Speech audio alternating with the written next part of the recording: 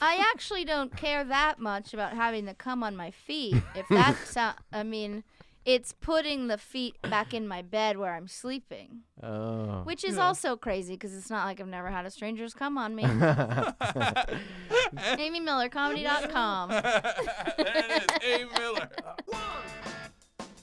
All right.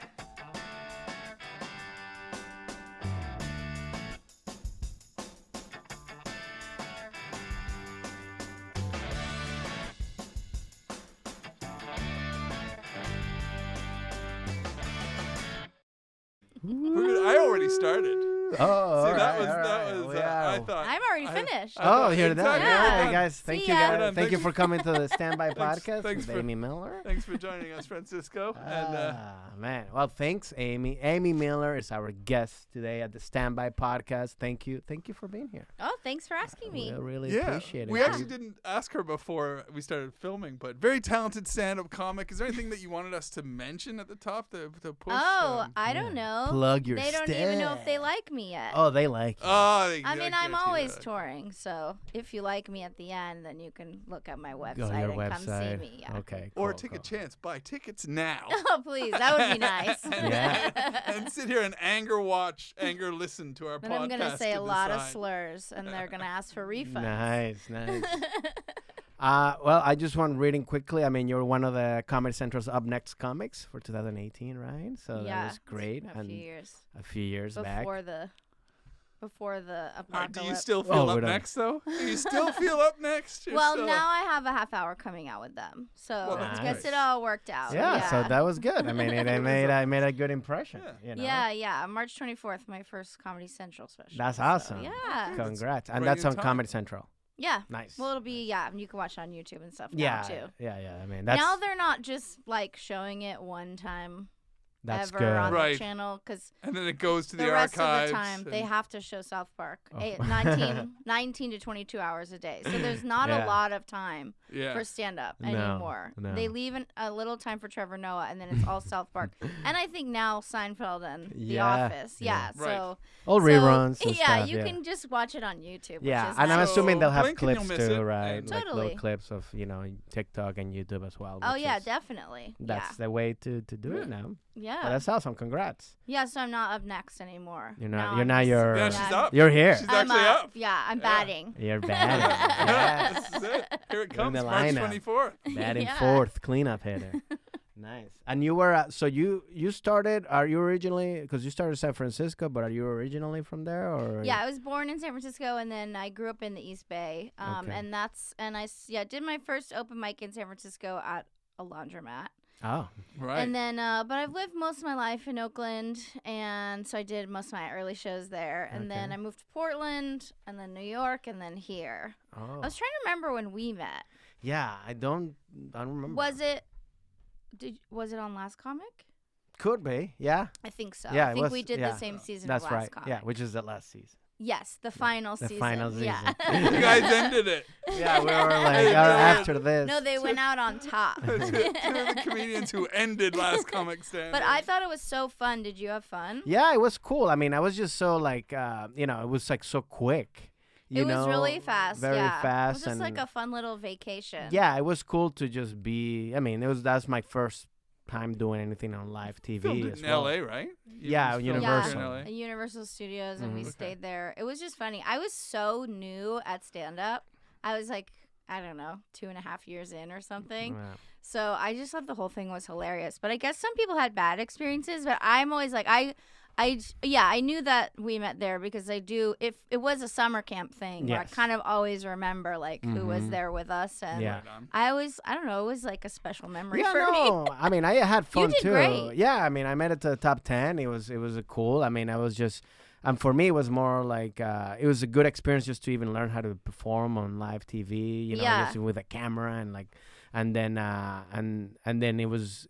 I mean, the only thing it was like, yeah, I wish I would have had more like time on TV, you know, for 'cause- Yeah, they featured me pretty heavily. I got lucky. Although I was great. like a villain, so that was weird. Oh. But it was like Oh, whatever. no. Well, that's the thing, How did they spin it? Well, they wanted me to be because they would ask me because I was going against Ian Bagg when I got to the top 10. Yes. And they're like, so why you know, tell? And I was like, no, Ian's my friend. I'm Yeah, like, that and I was was like, weird. Wait a And I minute. was like, they I'm both not- of you, they wanted to pitch as the Well, villains, as heels. well, no, I mean, they wanted to like say bad, you know, kind of like, you know how reality TV is. It's Yeah, Oh, like, I they it were can't be 100% nice. know. Like, I know several examples on that America's Got Talent recently, and comedians who had kids. And I know that production like called them and went, "We've already got the comedian with the kid." Oh with the star with the yeah. kid. And even after they've had great sets, like, I Yeah. had a great set. This is it. I told them about my kid, and then getting that call of like, well, we've got another one who ticks more boxes with a kid, so Right. we're going with them. So It your was set will more- just disappear into the ether. Yeah, it was. They tried that with me and Norm because you know when Norm Uh-huh. would say critical things and they would get me in the booth and be like, "Are you mad at Norm?" And I'm like, "No, like of course not. Like he's one of the greatest comedians of all time, and this whole experience is hilarious." Yeah. It wasn't like a villain as much as in like the trailers. The trailer that ran like for weeks before the premiere would be like, "Is this comedian too dark for our judges?" Because I did like a police brutality joke, Yeah. and I talked about Right. my dad's corpse. Like, so for NBC, it was They were, like like, very edgy. dark Yeah, shit. yeah, Yeah. But it was just hilarious. Like, I don't know. I had such a good time. Yeah, no, Are I you w- getting those weird royalty checks lately? No. Oh. Wait, Oh. wait, wait. Yeah. Now we're Francisco, you Who's got the villain now? You've you got gotta his check attention with now. SAG because Okay. I just a few weeks ago started getting like a tiny amount, like $75 or whatever. Mm-hmm.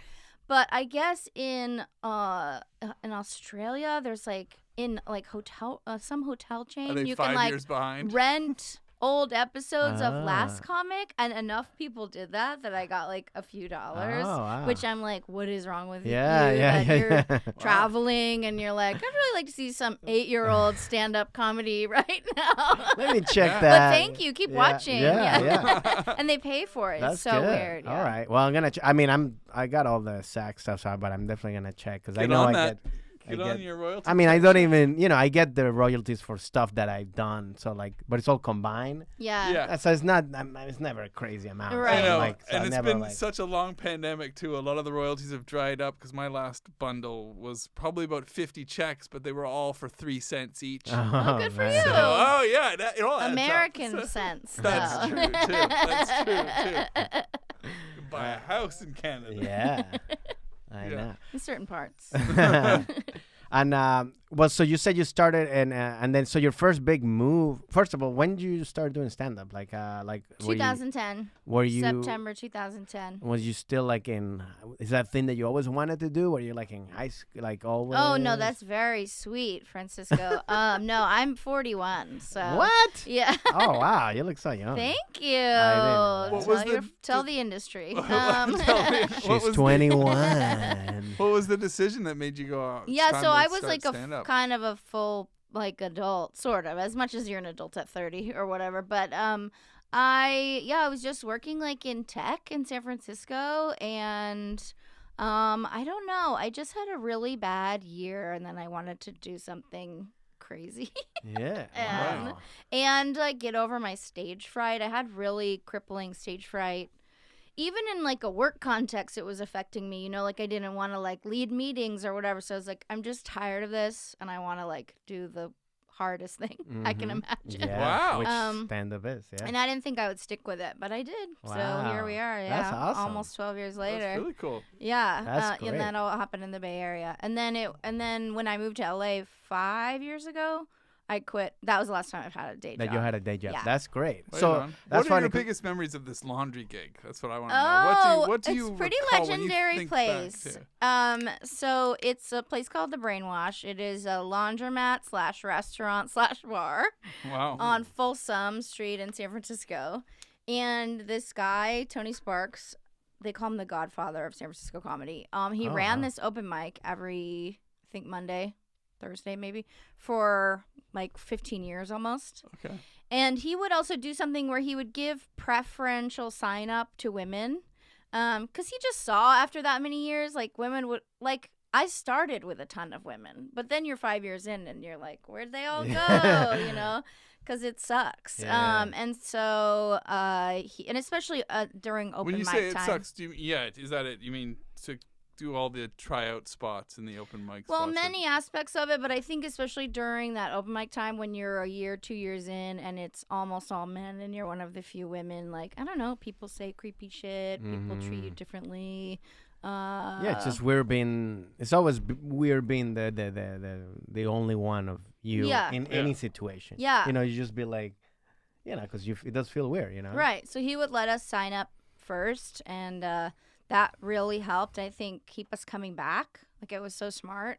I think a lot of open mics should do that. Yeah. Right on. And yeah, so a lot of people were just doing their laundry and they did not want to hear stand up. And so you would see people on their laptops, like with headphones on, like right next to the stage. This is what I was very curious about. Like, I was wondering if you were gonna say if they stopped laundry or no, but they.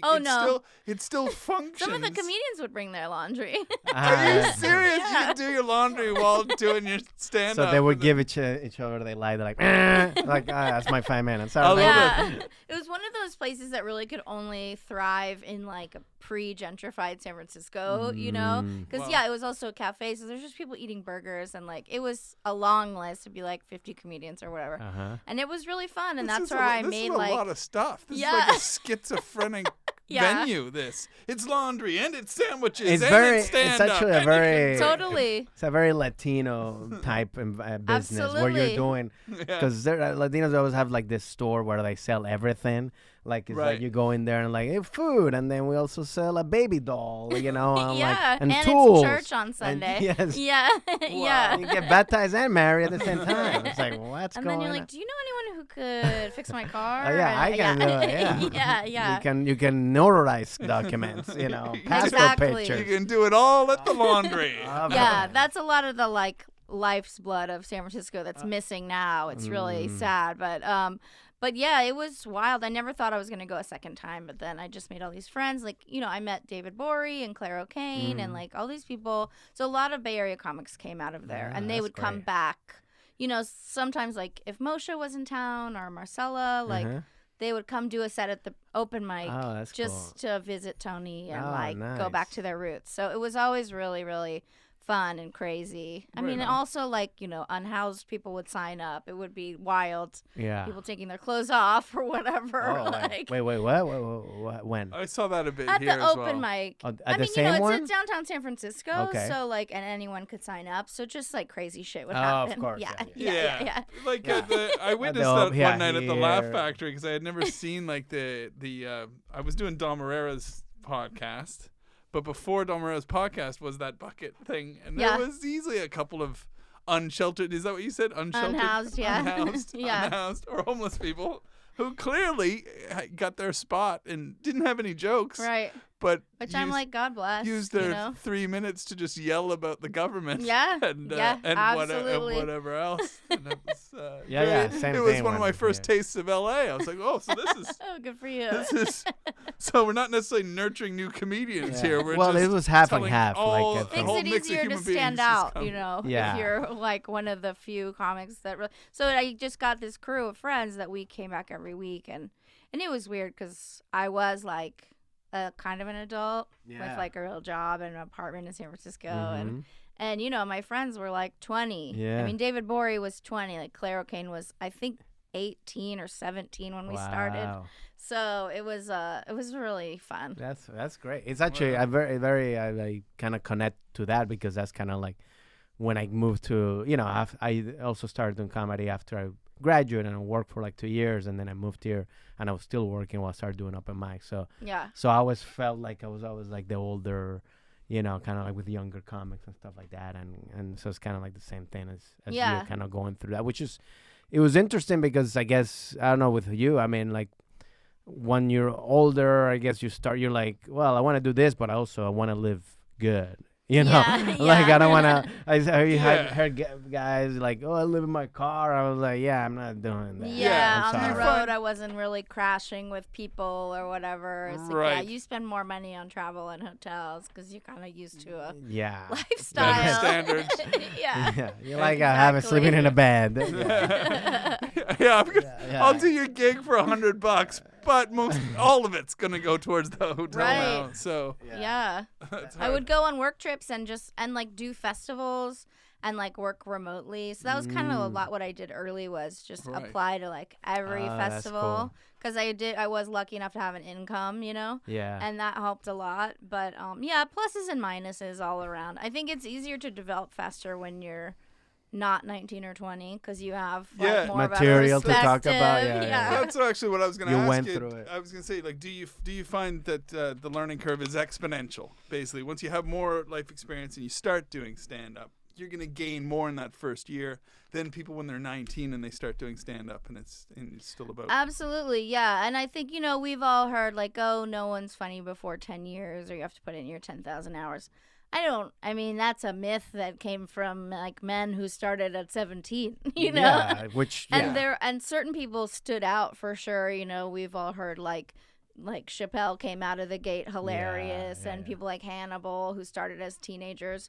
But for the most part, like you all just suck for 10 years and then all of a sudden figure it out because you have some attention. But and not to say I was like hilarious right away. Nobody is. But I had some jokes and I had some laughs and I was like, okay, if I'm going to commit time to this and be out every night while doing this day job, like I want to do it well, you know? Yeah. So that sounds exhausting. So and then you the problem is that now I'm 11 years or almost 12 in and I'm just getting that attention, but now I'm 41 and they do not like that in the industry. You don't I think guess I shouldn't say it out doesn't loud. that have good merit? I mean, I not for women, but that's very sweet. Really? Isn't that what they say in the acting industry? But I've never heard that said about stand-ups. No. That that actresses have a lot harder time being hired. Yeah. When they're 40, there's that spot when you're 40 where you're not yet playing moms, and you're no longer the hot. Right, and that I don't care about for auditions. I'm like, I would love to be a mom, but for stand-up, it's the same. It's the same double standard. Oh yeah, absolutely, yeah. It's feedback I hear all the time. Is it for and you think is it for specific like type of shows or like or for like? I mean, it's kind of all over the place. It's some of it's internal, some of it is like prominent men in stand-up are more likely to help the young ingenue or whatever who's hot or whatever. Not that they're not hot because, we're all in the same room right now. But you know what I mean. And then some of it is industry of just like, oh, if we're catering to men 18 to 25, then you won't have material they can relate to. Of course, it doesn't matter that Bill Burr is 55. Of course, you know what I mean? Yeah. Or whoever. They can relate to him, but you can't relate to somebody else. It's like like it's. Well, that's what I was thinking because Laurie Kilmartin came to mind. Like she's probably one of the hottest. Isn't she one of the hottest tickets on the circuit? But not if you ask Laurie. Oh, really? I didn't. If you read her, if you follow her on Twitter, or listen to her podcast with Jackie. I wasn't aware of this. I mean, she's had great success. She also started very young, so a lot of that stuff she did, in her early 20s. She hit all these stand-up milestones. Right. And now it is harder for her to get certain jobs or certain spots. Definitely. Wow.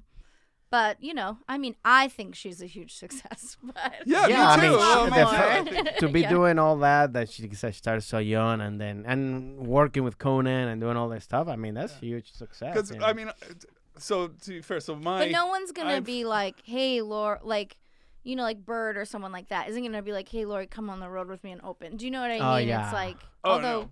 Yeah. But, well, I think it's also because she's like a little like...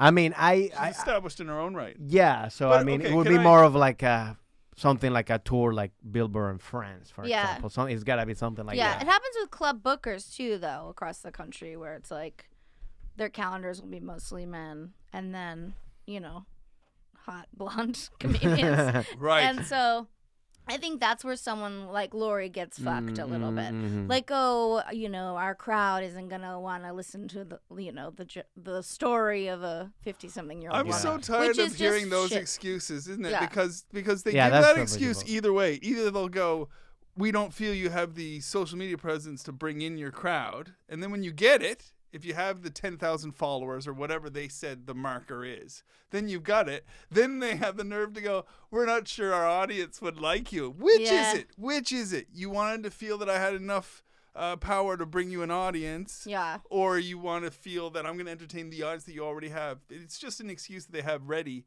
either way. Yeah, just it's to all say very we don't want to layered and complicated. But. Yeah. I've been a stand-up for 22 years now, and when I started, comics, the reputation was comics weren't even going to get to be their best until they were in their 40s. Right. There was a lot of which makes sense.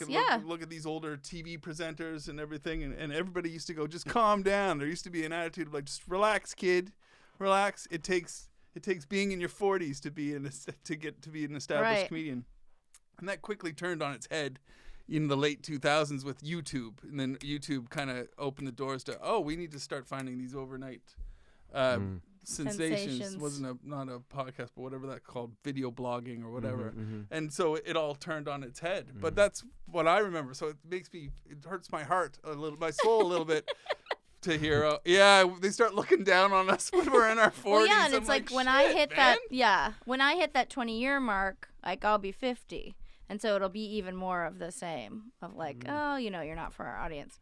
It's fine. I'm not going to stop. Do you know what I mean? It's like, I love doing it. I'm good. I'm and you have your, and that the point is to cultivate your fan base, and then they'll come see you. And that's the key of it, because if you have, 1,000 fans in every city or whatever, then, you can always tour. You can always, and not even go to comedy clubs, which is great now. You can rent your own theater, a little theater, and then do, exactly, whatever, which is great, Yeah, you can be empowered by your own following and stuff. And I was talking with another comic about this yesterday. We were talking about how at a certain point, some comics they stop breaking new ground. And our conversation initially started going, why wouldn't you? Like, because we were talking to a couple comics one comic who hadn't been to Alabama, and I think he said, I don't care to go to Alabama, even though they offered me. And initially we started going, why wouldn't you? Why wouldn't you always want to go break new ground? And then we started thinking, oh, wait, you get older. You can have kids, you can not have kids, but you also have people that love working with you. Mm-hmm. And if you fill up enough dates, if you have, let's say 20, say there's 20 clubs around the world even that love working with you and will give you those 20 weekends, then I start to understand, right, who gives a shit about the people that don't want to work with you? Yeah, I've kind of always felt that way. And I mean, there are people that I look to, like Kathleen Madigan is a great example where she can sell out theaters. She's just a great fucking stand-up. I mean, I can't think of like TV shows or movies that Kathleen has been in. She just does. She's not like, huge on TikTok or anything. She's like, so it's as much as we all grumble about these like things and like, these clubs are headlining like TikTok stars and stuff. It's like you still have to sort of deliver in the moment. Of and course. If you're not, and if you just keep getting better at stand up, like things will come. Yes, Yeah. and I always see that too. Yeah, even like, and same thing when you go to the clubs and like people will see you and then they like you and then they're gonna come back. And they're gonna, tell more people, and I think I feel that's the way that you get the jokes. But you do have to deliver, and I think that's the most important thing. That's your job as a comic, to be funny and to be good, so then people go like, and then when you come back, people like, oh wow, they're even better, Right. And that's and I think when you do that, stuff will come. The more. The more gigs will come out, the more dates will come, I mean, it's a slower process, obviously. It takes longer, it's not as fast as getting into like... It's true. Yeah, it is slower, but it's a lot more fun in some ways. And I just didn't know in the beginning, I've always focused on stand-up and joke writing and like, the first few years when we were just getting drunk and telling jokes in San Francisco, like, we didn't know, like, what's the process to do late night. Like, nobody told us that shit. So now comics start kind of out of the gate, like, I got to get this 5 minutes, and it's going to be sort of robotic and, autobiographical, so And I I can have get to that do late the night set. content and throw the followers. They're Yeah. already doing all And this then they stuff. get thrown up to do an hour or to headline, and they don't have the time. So I've just always had that like stand-up focus, and I think it's paid off. But you're right, it is just a slower process for the other things. Same thing with me. I mean, I felt like I focus all my stand-up and,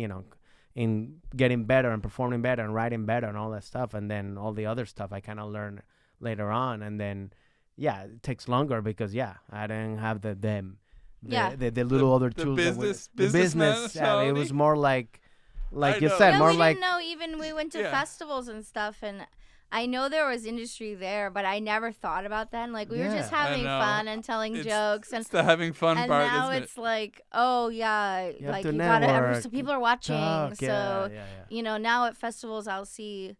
Now I'm on the other end where I'll be like headlining or a featured comic, and then I'll see like the new comics on showcases, just doing the same 5 on every show 10 times in a row, and I'm like, or are you having fun? Like, what's going on here? Yeah, and that's the key. And it works in a way, but it's not. Yeah, it's not my way. Yeah, and I think it's that balance. I mean, it's that doing having fun, but also doing the stuff that you need to do, but also not being so. Because you don't want to be robotic and be like.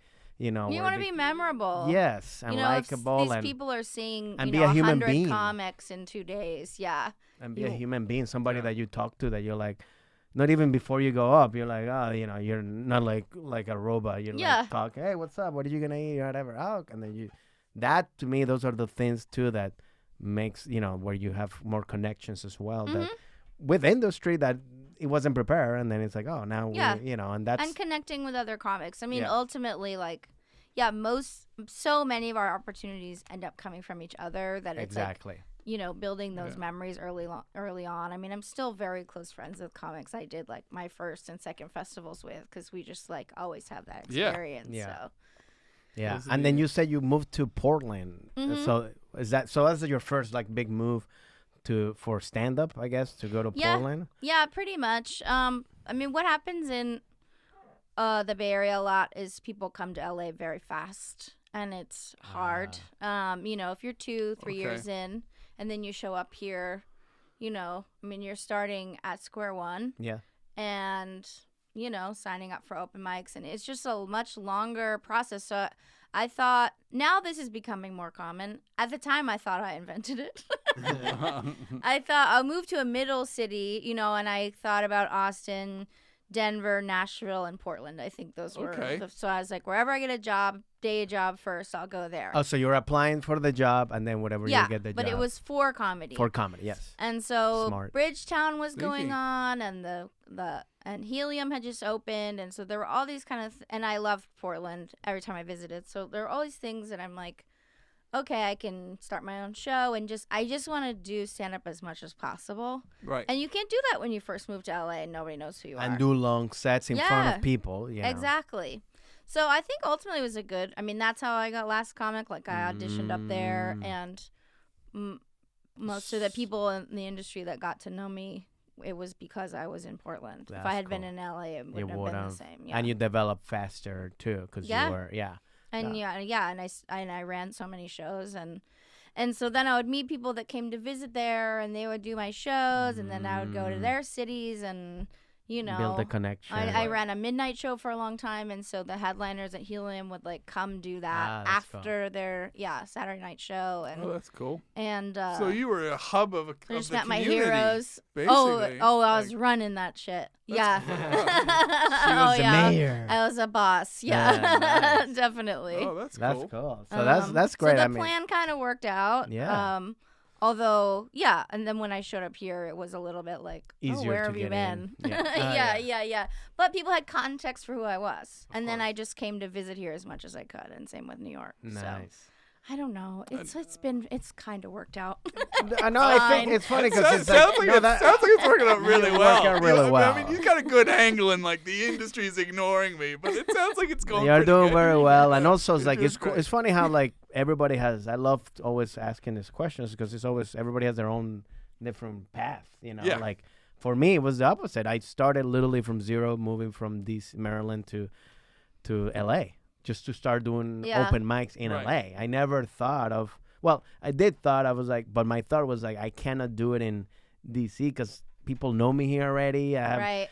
I need to like, I needed to remove Take a my risk. life. My life, what I had as a, working in an office and all this Just stuff. to immerse yourself. Yeah, I immersed myself in with comedy and just doing that. Yeah. And that was good because you were at the beginning of it. Yeah, I had no idea what stand-up was or anything like that, so I learned it here. But then it works as well as going. Well, I think I took a page out of your book in a sense because the way I started as well, I started in Scotland, but we were in London and we were having trouble breaking through, so a few of us moved to Manchester, and Manchester is that, like you're saying, like a Portland in England. Manchester is that mid-level city. It had a comedy store and a Jongleurs and a lot of satellite gigs, and there was a lot of ways to get on stage all week and get the attention of people and stuff. And I actually recommend. So I still recommend to comics who are especially younger comics when they're really young and they're like, where could I go? I always advise Manchester over London. I'm like, go to Manchester and get your legs and do all those satellite gigs and get to know what. And also you can get to know the crowd as well. Like, get to know. Yeah. Interesting. And then go to London where you're competing more for stage time and stuff like that. Yeah, I've been thinking lately about just spending like maybe 6 months in the UK. Yeah. It's sort of like the next thing I want to do. This is about travel, right? Yeah. Have you been there before? I have not been since I've been a comedian. Oh, so you've been there? Yeah, I've spent quite a bit of time there before and in college and stuff. Okay. And I was a nanny for some British people who lived in Berkeley. Okay. Where I went to college. And so then they would this was a very sweet gig actually. So I was their nanny, so I would travel with them and basically like help on the plane when they went back home. And then be free to do whatever. So they paid me and paid my travel, and then they're like, we don't need you. Your job was just in the plane? Yeah. Like once you landed in London, like do whatever you want? They had like a couple of random date nights that I would babysit for, but yeah, for the most part. That's amazing. It was like as long as you get along with the baby. Oh yeah, it was very cute. And what baby. Is like and go they to were sleep? Really nice parents. It was a great gig, and so then I just sort of like trot around and do whatever for 2 weeks and then fly back with them. They were very wealthy. That's not obvious. But I haven't been since I've been a stand-up. But over the lockdown, I did like a lot of like British stand-up shows on Zoom. Oh, nice. And would meet people because it was perfect. It was like noon in LA. Yeah. And then I'm like, I just made $50 or whatever, and I still have my whole day ahead of me. Nice. And so I met a lot of really nice people who were like, anytime you want to come, and I'm pretty good friends with Tiff Stevenson, who's great. I love Tiff. So just a small crew of people encouraging me to come. But, I also watch a lot of British television. And I'm like, a lot more people with my face on these shows. And, you know what I mean? Like, I could be a leading lady there. I was you know what? I was meaning, when I introed you, I was going to say, I went with very funny, but I was going to say, her self-deprecating humor is relentless, because that is what you do a bit. I watched some of your stand-up and you just bombard them with this self-deprecation, just like that, which is works over I wouldn't classify it as self-deprecation. You because wouldn't? I always end up the hero at the end. Okay. And because I do love myself. It's more of a trick. It's more of like to get them to like to make them think I'm gonna shit on myself, like many comics do, and unfortunately, like many women comics do. And then I'm like, I like that. Not really. I actually really like That's myself, great. and you're I like that. Yeah. That's so also it's not cool. exactly self-deprecating. Yeah, I think it's more like like joking with yourself, but also like you said, it's like, but I like myself. Yeah, so I always end up winning in the end.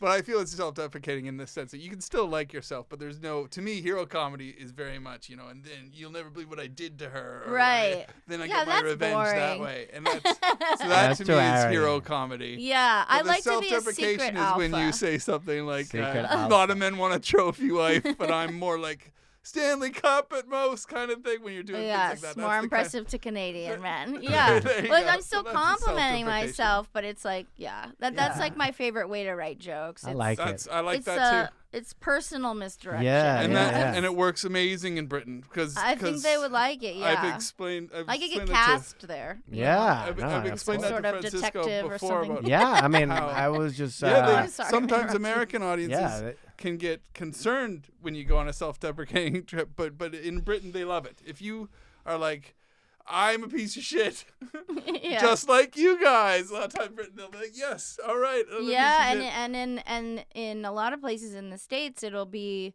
as I'm doing that sort of setup where they don't know yet that I'm going to win in the end. There's like a lot of, aw. Yes, I get that same. Totally, that's happened I to me get as that well. too. Whenever I type stuff like that, I try to like make fun of myself or talk about a thing. I'm like, my dad passed away or something. It's like, wait, relax. It's like, I know he did. I know he's dead. You know, like, you don't have to, but like, you or even like poverty comedy, like telling jokes about growing up poor. People go, oh, I'm like, fuck you. Yeah, and also most people are poor. Of course. And it's like wait until I get to the thing because when they go, it messes up that you know the momentum, and then now you're like, so now I can't. Now I feel bad if I joke about this because you already don't like even the setup. You always have to stop and go, it's a mislead, guys. Yeah. It's a mislead. Yeah. Like, we're going to get, but it's already gone. But it's just my favorite. Yeah, it's like my favorite kind of comedy. You can tell it when it misses, too. When you have one of those setups, that's just a little bit of a sarcastic mislead. And it's also how I live. And the audience all believes it. You're like, oh, shit. Sometimes you get those people the most because then they're so surprised because they're so dumb. They fell for it. And they're like, oh, there's a joke here. Yeah. You know, and it's partially how I live my life, too. Like, I love to be underestimated or I love to, like, get on a stage where I can tell everyone thinks I'm not gonna do good, and then boom. That's my favorite shit. That's awesome. Like, and that's it's so much of my life. That's great. That's the pitch of your show right there. It's the Dolly Parton technique. It's like, you know, she says like men are so dumb. You know, I could just walk in a room and charm them and then walk out with their money. It's like because they're just like, you know, superficially like, oh, she must not be very bright. You know, it's like how she got a lot in her early days. And so I've always sort of taken that approach. I'm sort of the opposite. I'm not like not implying that I look like Dolly Parton, but it's like just people assuming I'm not going to be funny or that they won't be charmed by me in some way. And it's very relatable to, you know, I guess for me as well, because, you know, a lot of people always underestimate me, you know, just where I come from or how I sound and stuff like that. And sometimes or even like, and you have to like prove them like, nah, I can't. Do you ever play it up? Just like I do. Pretend like you speak no English? I mean, I've done it in some situations. I used to do it when I first started doing comedy, like thicken up the accent and doing all that stuff, you know, but it's always I don't understand. Yeah. Then you get the job. Yeah. But also, in talking about comedy, too, reminded me, it's like it's a way of also like presenting this stuff where people go like, oh yeah, Latinos, and then they go like, oh well, I didn't know that also they do that I do as well. You know, so it's kind of like that whole like misdirection at the end where they're like, I feel like sometimes I use it to connect with them. Where like, look, you think I'm different, but we're pretty much the same, and I'll show you how. Yeah. And they you think you know what I'm gonna talk about. Yes. And I'm not. And kind of like breaking that stereotype mold of like, you're not what I think. You know, when I saw you you're gonna talk about all this stuff, and now I'm like, oh, you're talking about different stuff. You know, and I think it's kind of like what you kind of prove your people. They see you and she's gonna talk about this, and then you come across and give them a curveball. So that's awesome. And so you mentioned London, and so that'd be your first. That you're like your best or like your favorite destination to go to, I guess, international. I mean, it's sort of like just my next plan for comedy, but I do. I mean, after these last couple years, definitely just miss travel. Yeah. So much. Well, I'm told it's very easy to get into England right now. Right. But they don't do the PCR test. Oh yeah, no, it's over. You still have to do it for America. Well, I'm saying in England. No, okay. All right. No, the prime minister said no that more. off like it's over. No, he's you know, there's no restrictions. I read the other day. There's no more restrictions. You know, I think it's pretty much. Well, they need some. Quick. Yeah, they need some. Yeah. But I'm going to a funeral next week. I'm pretty sure I'll catch COVID. Oh, really? You didn't have it yet? Imagine. Yeah. I have not had COVID yet. I know. In the last 2 months, you didn't get it? What a loser. I know. It's so weird. I have not. Maybe you did and you didn't know it. I mean, every single person I know got it, but you know, we don't want to talk about COVID. Strong, but no, I haven't. So before I started stand up, I mean, basically, you know, from the time I turned 17 until 30, travel was a huge priority for me. So it was always like I wanted to go out of the country as much as possible and see the world. It slowed down with comedy because I just that became what I traveled for, and so I still haven't done comedy internationally at all. I haven't even been to Canada, which is crazy. All right. They're gonna love your Stanley Cup jokes. I know, right? And so that's sort of the next thing that I really want to do is combine the two. Yeah. And like get back to that, but yeah. And when you travel, do you have any you know, kind of like superstitions or anything, or like, you know, things that you do that you know, that, oh, I got to do this, you know, when I travel, I have to touch the plane or bring something with me. I'm not very superstitious. I bring, I was going to say this for the final question. That's fine. You're gonna we'll now ask a second one. Oh, yeah. Well, now that because the last, you know, especially 5-6 years, I've traveled more than I've been at home. I mean, not during the lockdown. Yeah. I'm not one of those comics. And so now I bring like these, well, I call them comforts of home. If I'm driving, I take a lot more of them because, you know, early on I was like road dog, like drive super long distances. And so I would take just things that made everything more comfortable, like my own blankets, my own sheets. Do you know what I mean? Mm-hmm. Right. If I'm flying, and even just like, I don't know, pictures of my family. Like, okay. Wow. Just things that kind of just can make You're a literally hotel moving room. into I guess that's my fault because I was picturing them in a big frame or something. He's just got like picture frames in there. Just Just something simple. I was like, okay, where are you going, Amy? It's like, oh, I'm doing a weekend. It's like, why do you have a U-Haul? Like, oh, I bring all my I stuff. have to take my pictures I'm of like, my family. my grandfather made this rocking chair. No, that's it more if I'm driving. But now I'm flying, just small things, and they're not superstitions, but just like, I don't know, they just kind of ground me, just little keepsakes, and you know, just a rock I got at the beach with my ex-boyfriend, whatever. We're still friends. And lately, These are a lot of things. Always this is a collection. Always a scented candle, because I always have candles burning in my home. Okay. Always. Usually several. It's going to burn down at some point. So your home is a fire hazard. Pretty much, and yeah. so are your hotel rooms. I mean, there's always just decorative lighting and candles, and it's very cozy. Like, I'm very good at making a home, and so I try to do that on the road. But last week, when I went through TSA, I had the craziest argument with them because they pulled out my scented candle, which was expensive, by the way. And it's very hard to find a scented candle that has like a that's in metal and not glass. Oh, okay. So I managed to find this maybe aluminum container with and they were telling me it was liquid, and I was like, well, it's a solid right now. Yeah. I mean, if we put fire on it, it would technically be liquid, but I'm not gonna do that on the plane. Yeah. And they tried to take it, and I was like, you know, I'm always, as a white lady, I don't really fight. You know, I'll just try to be funny. Stereotype. Yeah, I don't want to be like a TSA Karen or whatever. Yeah. So I was just like making jokes, and then she ultimately let me keep. I'm like, well, I don't put it in my checked luggage underneath the plane, because if it gets hot down there, it might become a liquid. But think how nice the plane would smell, you know. And then she was like, okay, you can keep it. So now I don't even know if I can keep traveling with these candles. That was the first time they ever tried to take it. God. Yeah. And I was just like, yeah, if you have to, go ahead. Yeah, I It think depends who you get. sometimes it's like the Sometimes. TSA is literally like the DMV.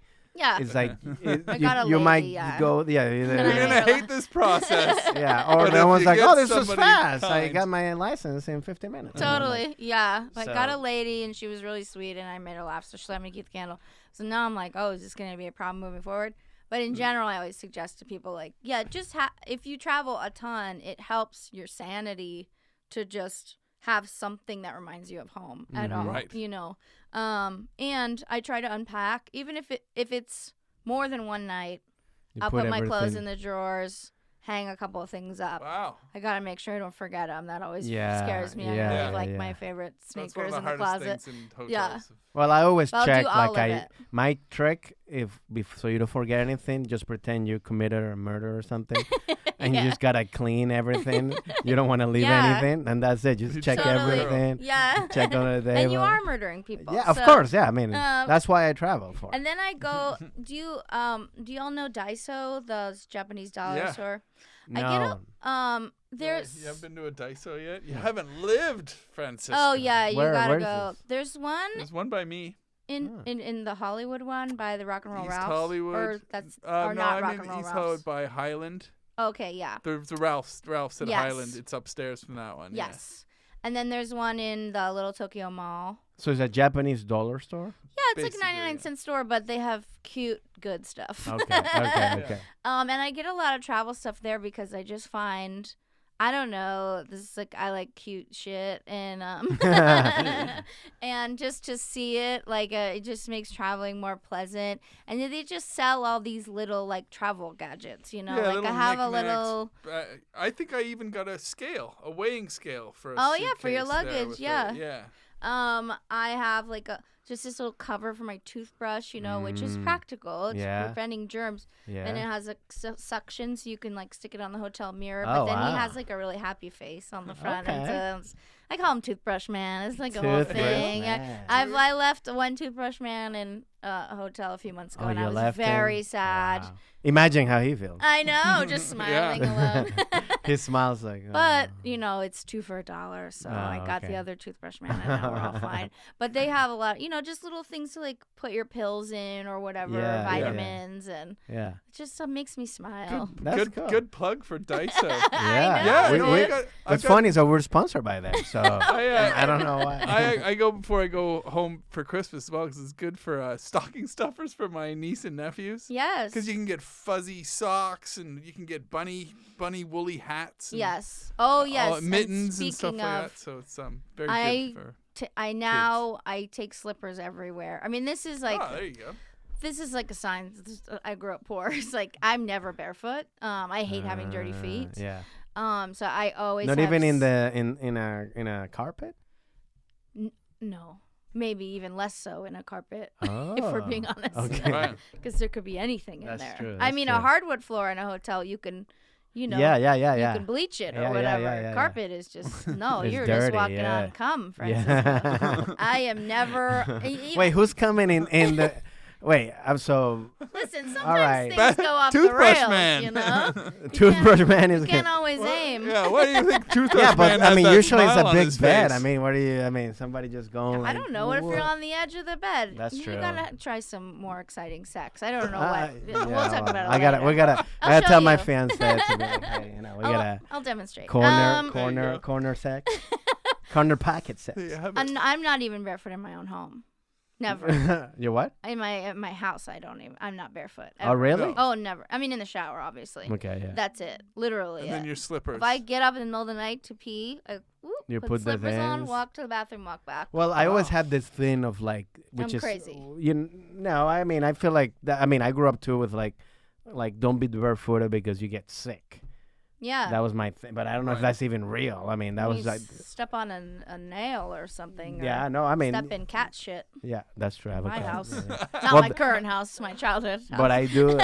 Oh yeah, so yeah, what? don't even have cats. I don't even have cats, but for some reason, So between yeah, I here and wanted the toilet, to you can because step we're in almost. cat I shit. mean, we're almost done, but I wanted to quickly ask about your family. I mean, like, so you do you have any siblings? And if Yeah. you can share like a quick story, like a fun story about with your family traveling or something like that, like something that's really like that was like, oh my god, this. Oh, happened. sure. Yeah, I mean, it's funny, like, our travel, yes, I am the youngest of four, Oh, okay. and mostly was a single mom. I had a single mom. My dad died when I was 9. Oh. It's okay. It turned out he wasn't my real dad. It's a whole thing. Wait, what? Right? Really? Yeah. Wow. Not Wait, that that made it easier, but so I'm No, exactly. I'm- like, I'm gonna be the bad showrunner news to your is- show. yeah. Because I'm just taking the notes of your show. Of Yes. your BBC show. I like this. Yes. Yes. I know. I'll be the new Roseanne, but in the UK. Yeah, yeah, Like, yeah. They There you would go. love that. Of course. White Trash America. Most of our traveling would like just be to families' house. I mean, we didn't even. It's like we didn't have money like to go to Disneyland or certainly to go out of the country. I think the furthest. I mean, we never really left the state. Maybe the furthest is like Nevada, but which is crazy. Yeah, we didn't even go to Mexico, and like I'm from California, so it's like our travel would be always in the car. I never flew till I was 17, and I went out of the country like on my own for the first time. And I mean, I don't. My family's insane. Who's family? They're all very chubby, and so it's just a lot of memories of like, and it was the 80s, and so it's just a lot of memories of like riding in the back of an open truck on the highway for hours. That was like some of the most fun memories of my life. Wow. Like they would pack around us in the bed of the truck. It's so dangerous. Yeah. And we would just have this little hole in the middle and then a And tarp this is you over and the the three top. of your siblings. Or sometimes my cousins, and my sisters. Oh. And it's so loud. I mean, you're on the highway. Yeah. So we're just screaming at each other and listening to music and playing games and like, occasionally popping our head out, and then they'd be like, "Get down!" Yeah, because they didn't want to get arrested because they were also drinking and driving the whole time. Man, this is amazing. Always. It's a hell of a holiday. I love it. I mean, my dad would have like a big gulp cup just filled with beer. That's great. And sometimes we would have like my uncle's motorhome, and that I have a lot of memories of like just eating just fruity pebbles by the gallon, and just like, whoa, like, why is it so bumpy? Well, Dad's drunk, is why it's so bumpy. I'm afraid to ask how your dad passed away now. Well, he had a heart attack, but he did try to drive himself to the hospital, which is very characteristic of him. Oh, that's a very dad. like I got it. Yeah, we don't so need he's to call like, 911. Yeah. Wow. So he did like crash on the way, but Fill up my big gulp. I'm gonna drive. I'm gonna drive this off. It was like his third heart attack. Like it was Oh, just wow. Holy cow, he never trooper. changed any of his behavior. Yeah. He had like a quadruple bypass by like 40, Oh, and wow. his doctor was like, "You have to stop smoking, drinking, and eating bacon." And he was like, "I He's think like, I'm good." Yeah, so he died at 44, which Wow. at the time I thought was like when people Old. die. Yes. Yeah. I remember growing up when I was Right? grown. I was like 40. I remember when my dad was turned 40. I was like, oh, he's like, to me that was like 70. Yeah, like a grandfather. I was like grandfather style, and I'm like, oh shit, like that's little middle age. Yeah, now I know that it's a huge tragedy Yes. to die at 44 when you have children. Taking you this much time, you go, oh yeah, that was too It's soon. like, yeah, my dad died when he was oh no, he was just right in the prime of his. Yeah. Wow. That is true. But that's actually it's funny because I remember too also being in Venezuela. My grandma putting us in the back of her SUV with the dog, and same thing, just driving. That was fun, dangerous as hell. My grandma was just like driving with my grandpa. She was like 70 and just going like 80 miles an hour, yelling at people. She had a parrot and the cat and the dog, and going like, "Shut up!" And I was like, Yeah. So that as was normal. babies, my mom would just like lay us down in the front seat and drive around, and I have a very, very early memory of being a toddler and like just sitting in the front seat, no seatbelt. No. I mean, it's just so wild. And then she had to like stop short, and then I was like, whoa, and like in the floorboard. Like I have a visual memory of just being like, Oh, wow. cut me up. That's great. Wow, that was amazing. Thanks for sharing that. Yeah, well done with all your success then. Oh, I know, against all odds, right? That's what I tell myself. Wow. Yeah, well, especially I in shouldn't that be alive. initial Silicon Valley type job. That was the job, right? It was a Silicon Valley type job? Yeah, kind of, yeah. Tech Yeah. And are A your tech job, that's right. Yeah. and just quick, is your family like they love that you do comedy? Is that a cool thing? They do, yeah. They've been very supportive. They enjoy it. They don't always like being talked about, Of but course, my mom kind of likes it because she's like, well, as long as you're thinking about me. But Ah. it's like, yeah, I mean, I went on television saying some of these things. Yeah. And she's like, oh, I don't know. I mean, statute of limitations, Yeah. They've always been super supportive. That's They're cool. all hilarious too. Nah, So yeah. they're like, I just hearing your stories, I can see how it's hilarious. I love it. Well, that was awesome. We're almost basically running out of time. But I want to thank you. Thank you. For coming. This was Thanks fun. very We'd much love to for hanging out with definitely us. have you back because we didn't finish half of the questions. Did that we had. not ask all our questions? We No, asked. Like We 3 or got 4. childhood travel. We got Yeah. travel. Comedy, Yeah, comedy. Comedy. We crushed Back it. of a truck. Yeah, that's true. Dad, big gulp. Yeah, Crushed it. but it was great. We where- always have one final question Yeah, we like to ask. Well, it, but before that, I want people to, or you can let people know where they can find you, where they can follow you, and also again the date of your half-hour special. Oh yeah, premiere just as well. follow me on Instagram at Amy Miller Comedy, and then I always post my shows there. I have a lot of out-of-town dates coming. I'm going to be in Seattle soon. Come see me there. I don't know when this comes out, but I'm headlining Oxnard next week. Oh yeah, no, it's not gonna. Come Oh, out. okay. It'll be out it in was time for your great. special, though. It'll be out right missed it. before your special. So everybody. Oh yeah, this March is- 24th. This is your window. So Yes. check out our Please special. check it out, Comedy Central. Well, thank you. I mean, Thank yes. you. And now Oh. the last question. Well, last yeah, question. which we possibly already burned though, With because JJ. you may have given it But as she an can answer. very earlier. have But here another is the thing. question for we always have to ask it like this for the supercut reason as well. Yeah. So Amy, we like to ask one final question of our guest, and that is: do you have a favorite piece of travel advice you'd like to give to people? Bring slippers because Bring there's slippers. cum in the carpet. There we go. Bring slippers. Bring Probably the- slippers because there's cum in the carpet. The fastest and most accurate and piece of advice. I know it was you like can get. there's and you nothing. can get those at Daiso as well. Yeah. $1, $2, maybe $3. Why, the Nice cum or the slippers? Well, in the back. Yeah, she's The Hollywood She's location. extremely correct about this as well because sometimes they wrap the remote control in the plastic because of the cum issue. Mm-hmm. So I Well, mean, apparently take there's that a as lot your of lead, cum and in you should rooms probably that I wrap never your feet thought as of. well. You're not having enough fun in Well, you know what? rooms. I don't think about it because if you think about it, then I'm not gonna sleep. You know, it's kind of like going to a restaurant and you start thinking of all the dirty stuff that Right. is doing in Which the is kitchen. too bad Well, because and that's the thinking weird about it is thing. what'll help you get to sleep. I actually don't care that much about having the cum on my feet. If that's, I mean, it's putting the feet back in my bed where I'm sleeping, Oh. which is Yeah. also crazy because it's not like I've never had a stranger's cum on me. AmyMillerComedy.com. There it is, A. Miller. And this is where we're gonna put the more you know.